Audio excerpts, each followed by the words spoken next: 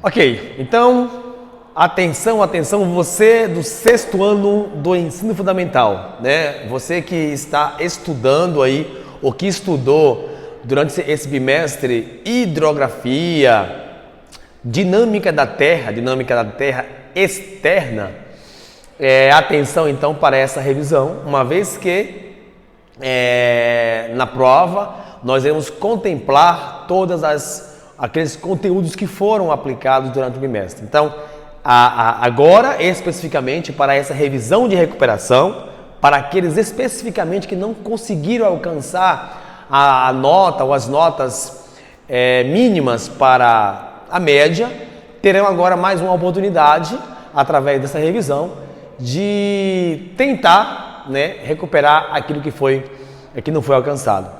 Então, dinâmica da Terra externa.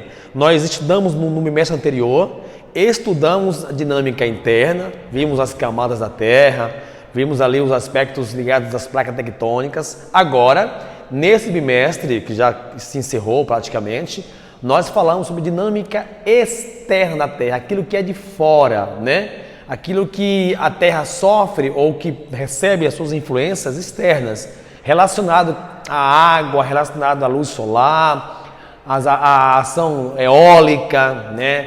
E até a ação antrópica, né? A ação do homem dentro do ambiente em que ele está inserido. Então, dinâmica interna da Terra. Quais são as ações que envolvem essas transformações? O que causa ou quais são os fatores que causam as mudanças na estrutura geológica da Terra? Nós vimos isso no bimestre, né, corrente aí. Então, fator número 1, número 2, número 3 e assim sucessivamente. O que é que eu vou cobrar na minha avaliação de recuperação para você? Quais as ações e os tipos de erosões que ocorrem na Terra em termos de estrutura. Como a Terra sofre ou quais são as ações que fazem com que ela se desfigure-se um pouco ou se transforme ou seja modelada.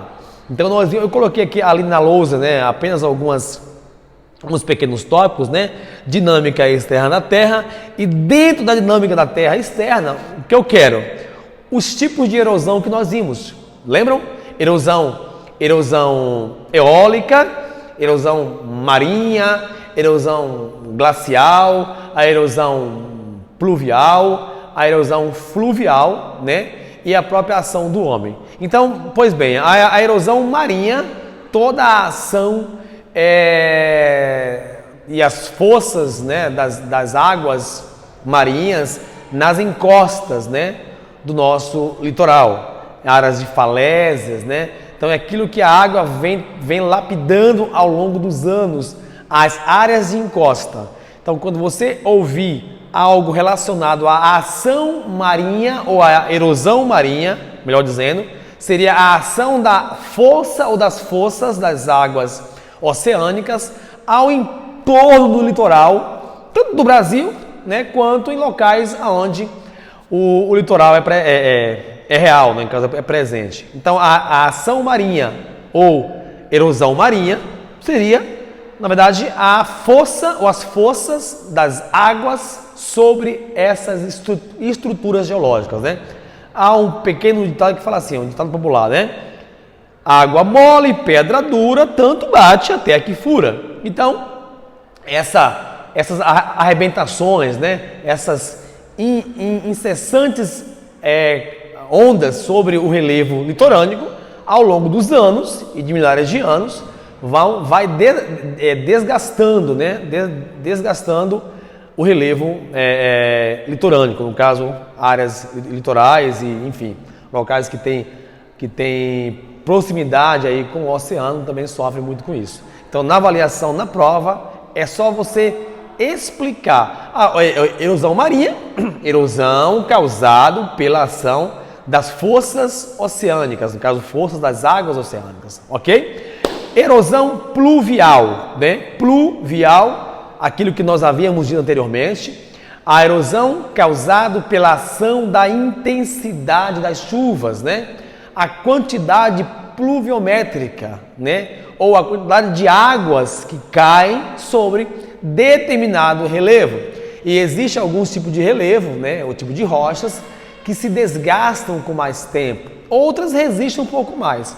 Mas relevos que são susceptíveis a esse tipo de destruição sofrem mais e com maior intensidade. Então, na avaliação, apenas comentem que a ação pluvial ou a erosão pluvial seria, na verdade, a atuação da intensidade da água da chuva sobre determinado tipo de relevo, certo? Então, é a erosão causada pela intensidade e pela quantidade de chuva em determinado local, nesse caso, um relevo específico em áreas específicas, tá bom? Outra coisa interessante em relação à erosão, dentro da questão da dinâmica da terra externa, a erosão que nós trabalhamos fluvial, né, que seria algo relacionado à ação dos rios, né, a maneira pelas quais os rios vão correndo o seu curso, eles também vão lapidando, se podemos dizer assim, as suas encostas, né, as suas margens. Então, os rios, eles, a depender do tipo de vazão, a depender se ele for de planalto ou de planície, né, ele vai também atuar na modelação, ele modela o relevo ao seu entorno, a partir de suas margens. E se as margens não estiver com mota ciliar, essa lapidação, esse desgaste é muito mais intenso e até mais rápido, né? Causando aquilo que nós damos nome de assoreamento, certo? Então, a erosão de F, tá bom? Fluvial, relaciona-se com a intensidade da ação dos rios sobre o relevo no curso por onde ele passa. Então, só para recapitular aí, a ação marinha ou erosão marinha, força das águas oceânicas ao entorno do litoral, erosão pluvial, intensidade das águas das chuvas no relevo e no solo específico, erosão fluvial é a ação dos rios, né? A força que os rios têm sobre as margens e o curso por onde ele está passando. Outro tipo de erosão que nós vimos nesse bimestre, aí, no capítulo 8 especificamente, foi a erosão eólica. A erosão eólica está relacionado com a força dos ventos e a ação do vento ou a intensidade dos ventos sobre aquele tipo de relevo. Então, é uma junção aí de erosões, né, que fazem com que a nossa terra se modele aos poucos, né, se configure de uma forma diferente. Então, erosão eólica, intensidade, força, ação que o vento está emitindo sobre aquele tipo de relevo, aquela área de encosta, por exemplo, ou o tipo de solo, que nesse caso, algum tipo de solo que pode estar aí sem a cobertura vegetal. Certo? Então, a ação eólica relaciona-se com a força e a intensidade do vento ou dos ventos sobre o relevo, modelando a terra, né? Dando a ela uma outra configuração.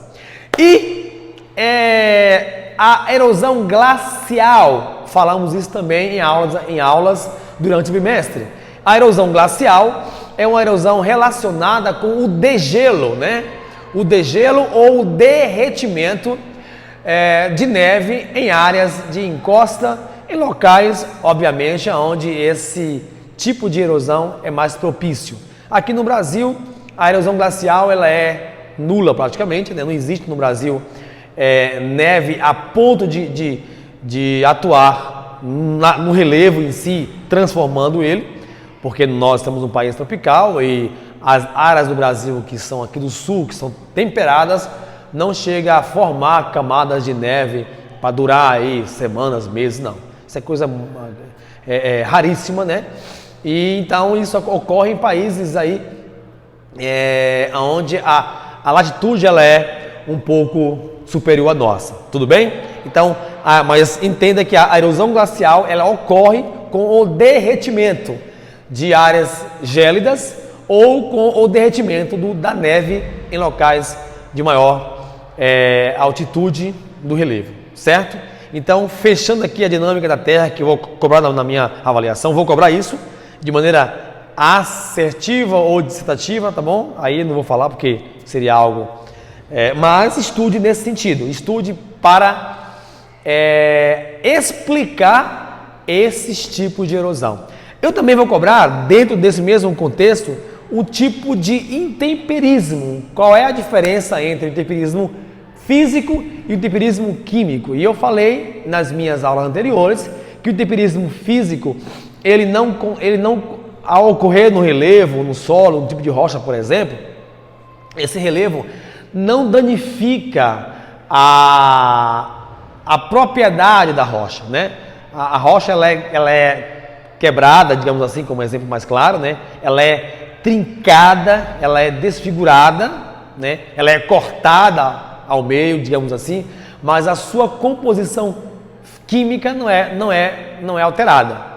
E o intemperismo químico já muda, né? Você já troca aí a estrutura da rocha. Ela se transforma em outra coisa. Exemplo que eu falei em sala de aula, a rocha se transforma em solo, por exemplo, né? Ou o solo arenoso se transforma em solo argiloso. É nesse sentido. Então você transforma as propriedades do solo, as propriedades da rocha. Então, quimicamente falando, quando se transforma a rocha em algo que não é rocha, você transformou a composição dela quimicamente, então seria a erosão, o intemperismo químico. E o intemperismo físico seria apenas a ação que segrega a rocha. Segrega, mas não transforma, né? Você separa, mas não transforma ela em algo diferenciado em relação a isso. E para finalizar aqui rapidinho, né, que o tempo está acabando, hidrografia. O que é que eu vou cobrar na minha revisão de hidrografia? Analise quais são os oceanos que há na Terra, a diferença entre tipos de mar aberto, mar fechado. O mar aberto tem mais contato com o oceano, o mar fechado ele já é mais isolado, né, mais continentais. Existem alguns mares que têm os canais, né, aqueles pequenos estreitos, isso pode diferenciar um do outro também. Em relação aos oceanos, quais são eles? Eu já falei isso em aula, né? O Pacífico, o Atlântico, o Índico, o Ártico e o Glacial Antártico. De entender aí a questão das diferenças deles e as suas localizações. Onde é que eles estão localizados? Isso aí eu vou cobrar na minha avaliação, certo? Outra coisa, para finalizar aqui, a questão dos rios, né? Quais são as partes de um rio, o que é uma nascente, o que é uma foz, o que é uma margem esquerda, direita, né?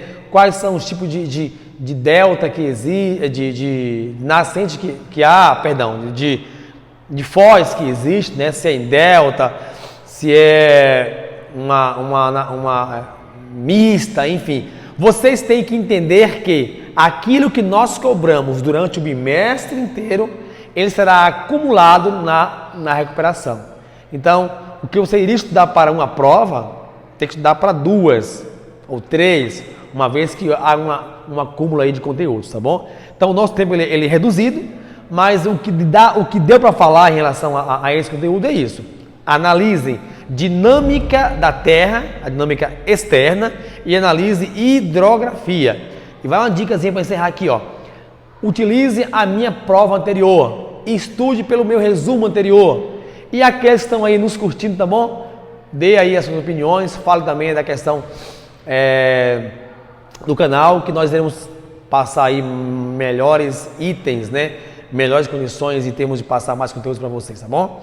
Um grande abraço para vocês, sexto ano, alunos aí do colégio que acompanha o meu canal, e um abraço para todos que estão também aí ligados no canal GeoEscola, tá bom? Até a próxima, galerinha!